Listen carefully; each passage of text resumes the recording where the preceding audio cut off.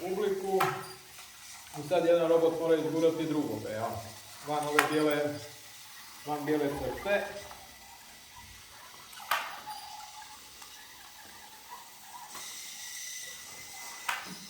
Natjecanje iz robotike gdje ćemo sa robotom koji je u izradi još uvijek u prototipnom stanju savladavati ovakvu stazu, ali u biti najbitniji dio kod tog projekta je što ćemo ja i kolega koji se već duže vrijeme bavimo robotikom, mlađi naraštaje budućih robotičara podučiti nekakvim vještinama koje su potrebne za izradu robota i sl.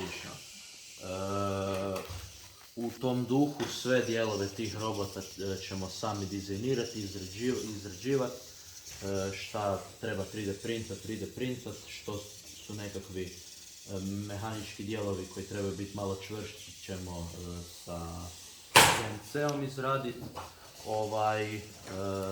Sve senzore za praćenje crte su isto tako našeg dizajna i naše izrade. Glavna pločica s elektronikom isto tako našeg dizajna i naše izrade. Sav software je našeg dizajna. Trudimo se koristiti programske jezike i programska okruženja gdje imamo što manje gotovih alata i sve izrađujemo sami. Zato nam je najbolja platforma Arduino gdje imamo samo C++ jezik i sve moramo sami izraditi.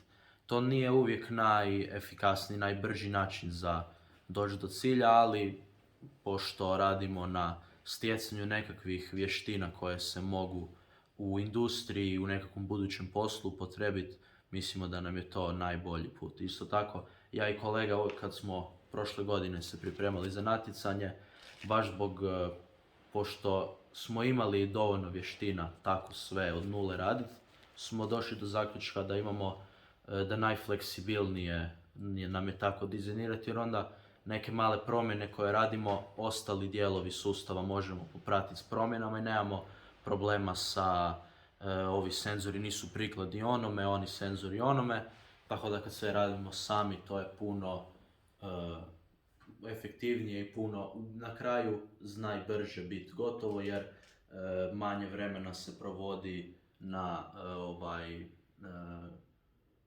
podudaranju sustava.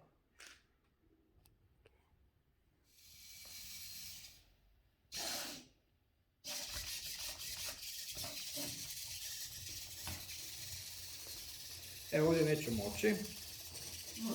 Neće.